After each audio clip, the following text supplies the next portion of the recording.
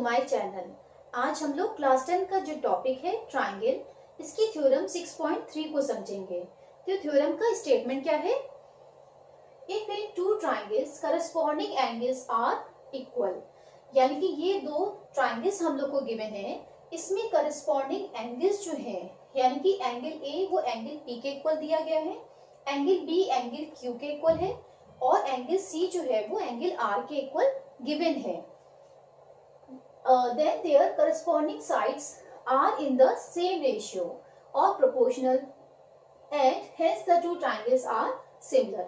तो हम लोग को ये प्रूव करना है कि इनकी साइड्स के जो रेशियोज हैं, यानी कि A B upon P Q equal to B C upon Q R equal to A C upon P R, ये रेशियोज आपस में इक्वल होंगे या प्रोपोर्शनल होंगे और साथ में ही ये दोनों ट्राइंगल तब कैसे हैं?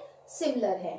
यानी कि सिमिलरिटी की कंडीशन जो हम लोगों ने पढ़ी थी कि वहां पे क्या होता था, करस्पॉन्डिंग एंगल्स इक्वल होने चाहिए और साथ में ही जो साइड्स के रेशियोज हैं वो करस्पॉन्डिंग साइड्स के जो रेशियो हैं वो इक्वल होने चाहिए। तब हम लोग कहते थे कि दोनों ही ट्राइंगल कैसे हैं? सिमिलर हैं। ठीक है, तो यहाँ पे करस्पॉन्डिंग एंगल्स इक्वल दे रखे हैं, तो हम लोग को ये रेशियो यानी कि सेकंड वाली कंडीशन हम लोग को प्रूफ करके दिखानी है और तब दोनों ही ट्राइंगल कैसे हो जाएंगे? सिमिलर प्रूफ हो जाएंगे।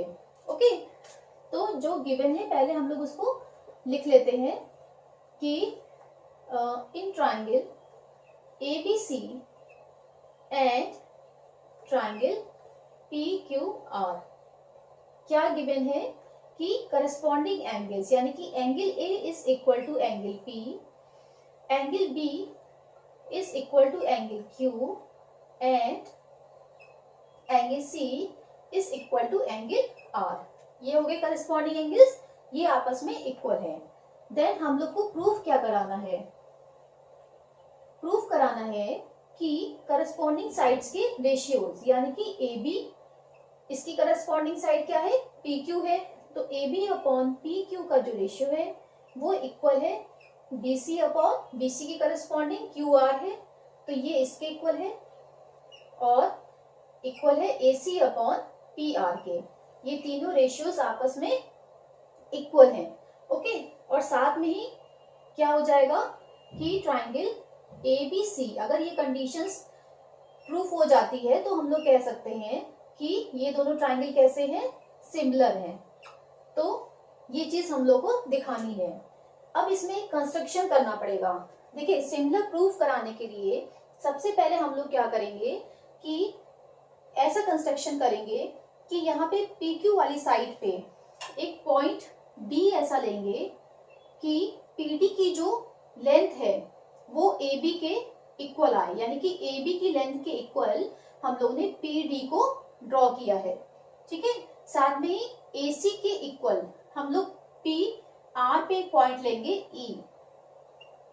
ठीक है, तो अब ए सी जो साइड है वो पी ई के इक्वल है और साथ में ही इसको हम लोग ज्वाइन कर देंगे, डी ई को ज्वाइन कर दिया। ठीक है, तो ए बी सी वाला ट्राइंगल जो है वो पी क्यू आर के सिमिलर प्रूफ कराने के लिए उसके पहले हम लोग क्या करेंगे कि ए बी सी वाले ट्राइंगल को पी डी ई के कॉन्ग्रुएंट प्रूफ करके दिखाएंगे।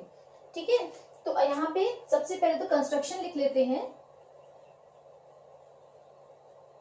कंस्ट्रक्शन क्या किया है हम लोगों ने कि draw P D equal to A B और P E equal to A सी।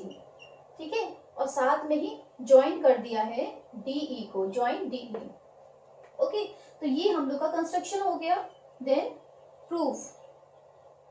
अब हम लोग सबसे पहले कॉन्ग्रुएंट प्रूफ कराएंगे ए बी सी ट्राइंगल को पी डी ई के। ओके, तो यहाँ पे ट्राइंगल ले लेते हैं। In triangle A B C and triangle P D E. अब यहाँ पे हम लोग को क्या क्या मालूम है? देखिए, पी डी जो है हम लोग ने ए बी के इक्वल बाय कंस्ट्रक्शन बनाया है। ठीक है, तो P D is equal to A B. Reason क्या हो गया? By construction. Okay, then angle A जो है वो एंगल पी के इक्वल क्वेश्चन में पहले से ही गिवन है, तो angle P is equal to angle A, ये क्वेश्चन में गिवन है।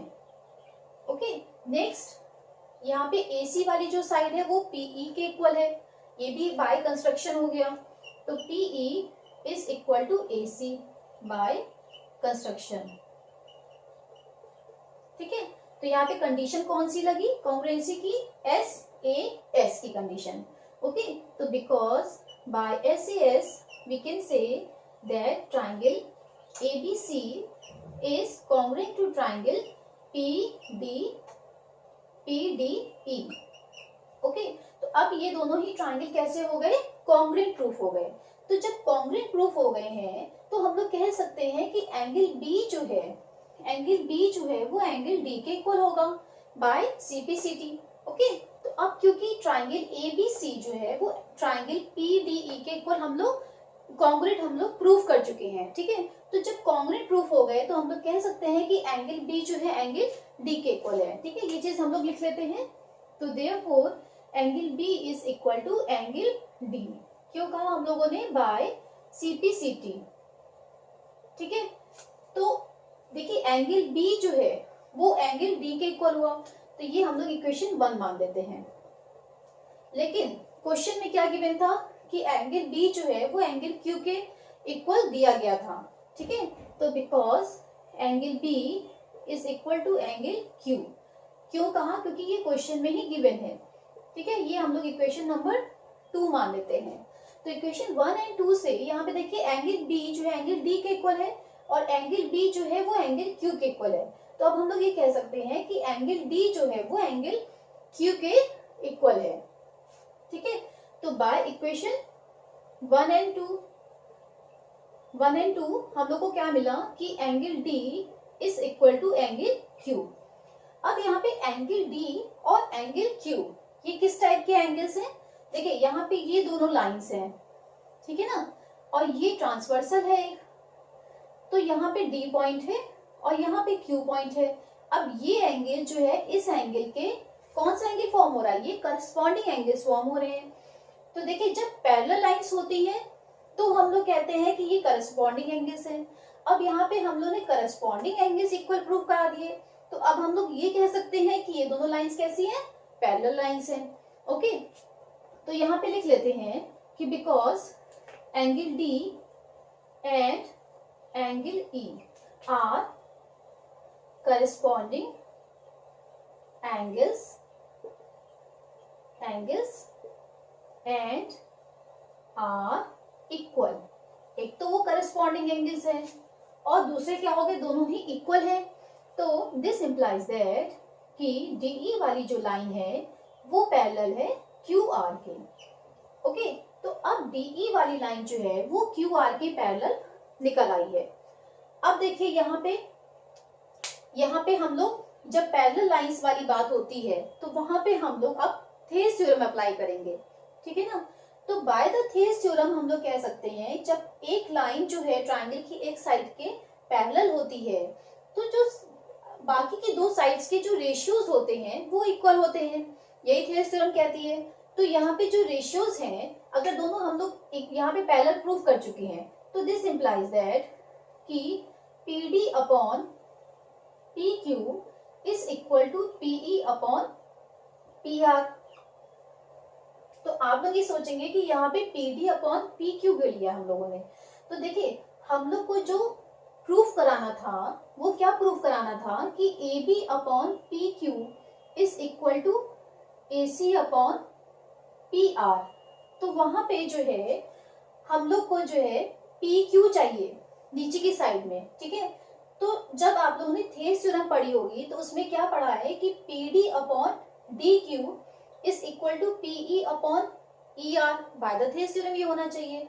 बट जब आप उसकी नीचे कॉरोलरी पढ़ेंगे तो उसमें ये गिवन है कि PD upon PQ is equal to PE upon PR। ये रेशियोज हम लोग लिख सकते हैं। ठीक है, तो हम लोग ने क्योंकि हमें PQ नीचे चाहिए और AB हमें ऊपर चाहिए तो DQ का कोई काम नहीं है और ER से भी हमें कुछ नहीं मिलेगा। या तो हम लोग उसको पहले कोरोलरी को पूरा प्रूफ कराएंगे तो वो बहुत लंबा प्रोसीजर हो जाएगा। ठीक है, तो यहाँ पे बस ये लिख लेते हैं बाय कोरोलरी ऑफ BPT। ठीक है, हम लोगों ने ये चीज लिखी है। ठीक है, तो यहाँ पे देखिए कि दिस इम्प्लाइज दैट पीडी किसके इक्वल था, AB के इक्वल था, तो AB upon PQ is equal to PE किसके इक्वल है, AC के इक्वल है, AC अपॉन PR। ठीक है, क्यों कहा हम लोगों ने, क्योंकि बाय कंस्ट्रक्शन हम लोगों ने ऐसा बनाया है। तो यहाँ पे देखिए दो रेशियोज हम लोग को मिल गए। तो थर्ड रेशियोज की बात होगी, दो रेशियोज तो इक्वल हम लोग को मिल गए, यही चीज हम लोग को प्रूव करानी थी, हम लोग को मिल चुका है। अब हम लोग नेक्स्ट जो रेशियो हम लोग को चाहिए वो BC अपॉन QR वाला रेशियो चाहिए। तो इसमें हमें दूसरी टाइप से कंस्ट्रक्शन करना पड़ेगा। वहां पे क्या करना पड़ेगा कि जैसे ABC ट्राइंगल है, इसी टाइप से हम लोग ट्राइंगल PQR में जो कंस्ट्रक्शन करेंगे तो उसमें DE वाली जो लाइन है इस तरीके से बनेगी। यहाँ पे होगा D पॉइंट और यहाँ पे होगा E पॉइंट। ओके, तो वहां पे हम लोगों ने QD को किसके इक्वल कराया है, AB के, और QE वाली जो लाइन है वो कट करी है BC के इक्वल। ठीक है, तो पूरा प्रोसीजर वही होगा और हम लोग को रेशियो क्या मिलेंगे वहां पे लास्ट में, QD upon PQ is equal to QE upon QR। ठीक है, और वहां पे QD की जगह पे हम लोग क्या लिखेंगे, AB अपॉन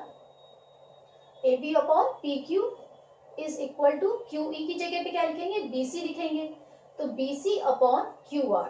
ठीक है, तब हम लोग को थर्ड रेशियो मिलेगा। तो जब सेम प्रोसेस है और सेम चीज हम लोग को दिखानी है तो वहां पे बार बार हम लोग को करने की जरूरत नहीं है। एक बार हम लोग ने जब प्रोसीजर दिखा दिया तो नेक्स्ट साइड के लिए हम लोग लिख सकते हैं सिमिलरली करके। ओके, तो ये सिमिलरली क्या हो जाएगा कि AB upon PQ is equal to BC upon QR। Okay, तो अगर हम लोग ये इक्वेशन नंबर 3 मान लें और ये इक्वेशन नंबर 4 मान लें। ओके, तो बाय इक्वेशन 3 एंड 4 इससे हम लोग को क्या मिलेगा कि AB upon PQ is equal to BC upon QR equal to AC upon PR। अब ये तीनों ही रेशियोज जो है हम लोग के इक्वल प्रूफ हो गए। तो अब यहाँ पे दो कंडीशंस हम लोग को मिल गई जो सिमिलरिटी की होती हैं। क्या, करस्पॉन्डिंग एंगल्स हम लोग को पहले से इक्वल दे रखे हैं और अब हम लोग ने साइड्स के रेशियोज भी, करस्पॉन्डिंग साइड्स के रेशियोज भी इक्वल प्रूफ करके दिखा दिए हैं। ठीक है, तो हम लोग ये कह सकते हैं कि this implies that triangle ABC is similar to triangle PQR। Okay, तो ये रेशियोज हम लोग के इक्वल प्रूफ हो गए और साथ में ही ये ट्राइंगल भी कैसे हैं, दोनों ही सिमिलर ट्राइंगल्स हैं। तो यहाँ पे लिख देंगे हेंस प्रूव्ड। आई होप ये थ्योरम आपको समझ में आई होगी। अगर मेरी वीडियो पसंद आई है तो इसको लाइक कीजिए, सब्सक्राइब कीजिए और बेल आइकन जरूर प्रेस कीजिए। See you in the next video, till then bye bye.